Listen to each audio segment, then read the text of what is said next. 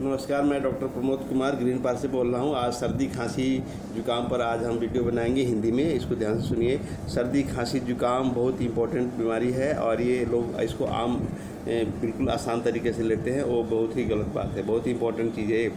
आपको ये सर्दी खांसी जुकाम एलोपैथिक में जाएंगे तो ये बैक्टीरियल है, वायरस है और डिफरेंट टाइप्स के कम इन्फेक्शन से होता है।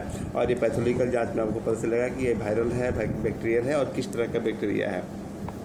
एलोपैथिक साइंस के हिसाब से इसमें ब्लड टेस्ट कराते हैं, ईएसआर कराते हैं, टीएलसी डीएलसी कराते हैं, आपका स्नोफिल बढ़ा रहता है, न्यूट्रोफिल बढ़ा रहता है, फीवर है कि नहीं, इस हिसाब से डायग्नोस करके और वो आपको एंटीबायोटिक मेडिसिन देते हैं। But in case of homeopathic there is entirely different from the homeopathic science. बहुत डिफरेंट है और इसमें हमारा उस रिपोर्ट से डायग्नोसिस के लिए इंपॉर्टेंट है। ट्रीटमेंट के लिए हमारा उससे कोई लेना देना नहीं है। ट्रीटमेंट हमारा बेस क्या है? हमारा 3 बेस है होम्योपैथिक में। हमेशा ध्यान रखिए, होम्योपैथिक में 3 बेस हमेशा याद रखिए। एक है सोरा, एक है सिफिलिटिक, एक है साइकोटिक।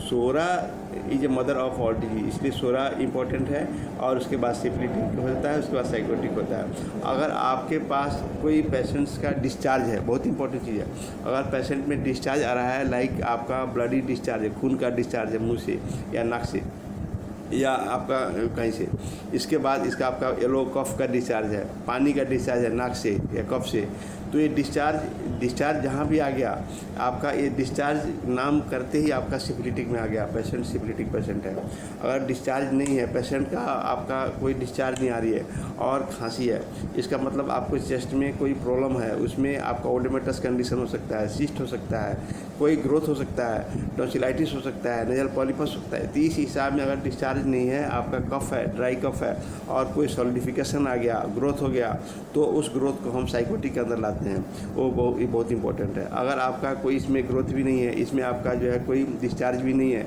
ओनली सेंसेशन है, सेंसेशन लेके आपको आँछी आती, छींकें आती है, नाक में खुजली होती है, दिमाग में खुजली होती है, दिमाग में बेचैनी होती है, रेस्टलेसनेस है, मेंटल रेस्टलेसनेस है, फिजिकल रेस्टलेसनेस है, फिर गले में ईचिंग होती है, थ्रोट में स्प्लिंटर लगता है, गले में कांटा चुभ रहा है, कांटा चुभ रहा है, या आपको किसी स्पेशल सेंसेशन हो रही है, जैसे कि अब गले में कोई कीड़ा चल रहा है या नाक में कीड़ा चल रहा है, यहाँ पे कीड़ा चल रहा है, फेस में कीड़ा चल रहा है, तो ये इस टाइप का अगर सेंसेशन है तो वो सोरिक में आता है। तो ये 3 तरह के हम मेनली सर्दी खांसी को हम 3 भागों में बांटते हैं। ये सोरा में आता है, सिफिलिटिक में आता है, साइकोटिक में आता है। इसको ध्यान रखिए, जब कोई डॉक्टर पे जाएँ तो आप डॉक्टर से पूछें कि डॉक्टर हम सोरिक हैं कि सिफिलिटिक हैं कि साइकोटिक है।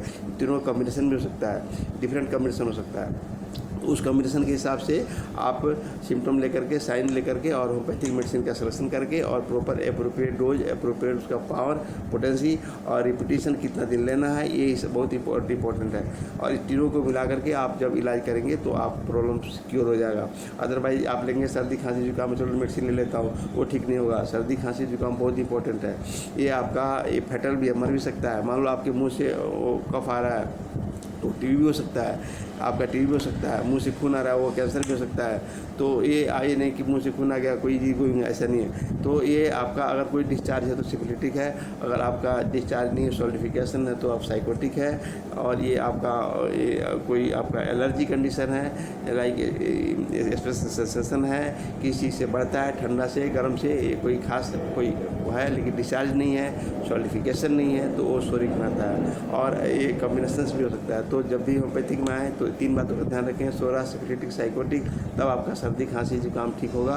वरना आपको डॉक्टर जो है वो बेवकूफ़ बनाएगा, कुछ भी दे देगा और आपको फ़ायदा नहीं करेगा। तो होम्योपैथिक डॉक्टर का कंसेप्ट अलग है। होम्योपैथिक डॉक्टर ऑलवेज डील्स जो है सोरा, सिफिलिटिक, साइकोटिक की बात करता है।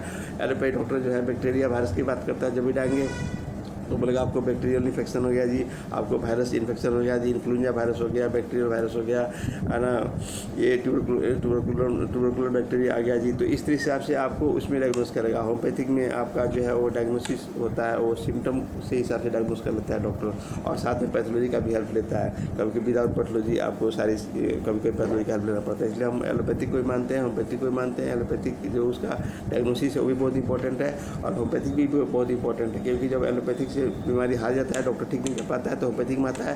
होम्योपैथिक में आने के बाद इंटायरली डिफरेंट साइंस है, इसलिए जब भी बात करें होम्योपैथिक में तो सोरा सिक्योरिटी साइकोटी को याद रखें, और सोरा सिक्योरिटी साइकोटी के बाद डॉक्टर से पूछें कि डॉक्टर क्या है, सोरा क्या है, सिक्योरिटी क्या है, साइकोटी क्या है, और होम्योपैथिक दवाई लें और होम्योपैथिक दवाई से लाभ उठाएं।